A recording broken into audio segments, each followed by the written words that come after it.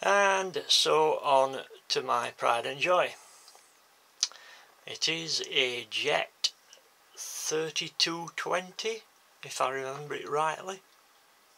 It will turn a 20-inch bowl over the bed bars, or if you slide the head over to this end, down there, what my extractor pipe is coiled round is an add-on bed. If you slide the headstock all the way along, it basically lets you turn, I think it's a 39 or a 40-inch bowl, maybe actually bigger than that. Of course, I have no way of putting a piece of wood on that big. You would need block and tackle or a hoist, so I've no chance. But you know, if you want to turn, let's say, a 24-inch bowl or a 28-inch bowl, it'll fit on there quite easily. It's all cast iron, and I do mean cast iron. This thing weighs a ton. Well, actually, it weighs about a third of a ton, something like that.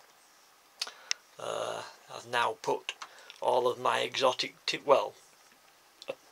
some of my exotic timber on it, so it now weighs approximately 2/3 of a ton.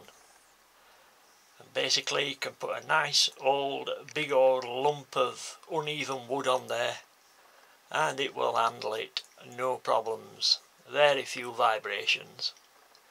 It's a great lathe, can highly recommend it.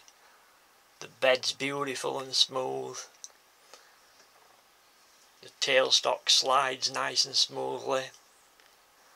It's got 2 pulley ratios, high and low. The low one would literally tear your arms off and slap you in the face with them. It's just a great lathe. Not cheap, but then again, compared to some lathes, not expensive either. For its capacity, it's actually quite cheap, but in the way it's made, it isn't a cheap lathe. It's a great lathe. It's my bestest lathe I've ever had anyway, by far. Anyway, we'll talk about this more later on. Oh, one thing I did want to mention was, as you can see, it's a Jet 32 or 3520. Which is basically a Powermatic 32 or 3520.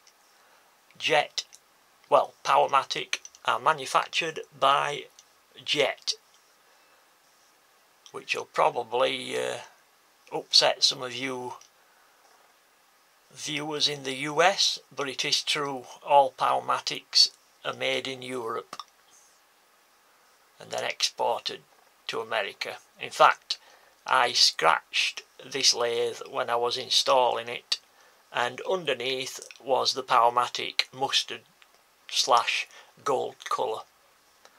So this has got 2 coats of paint. It's got the white coat you're seeing now, and underneath that is the Powermatic mustard / gold colour.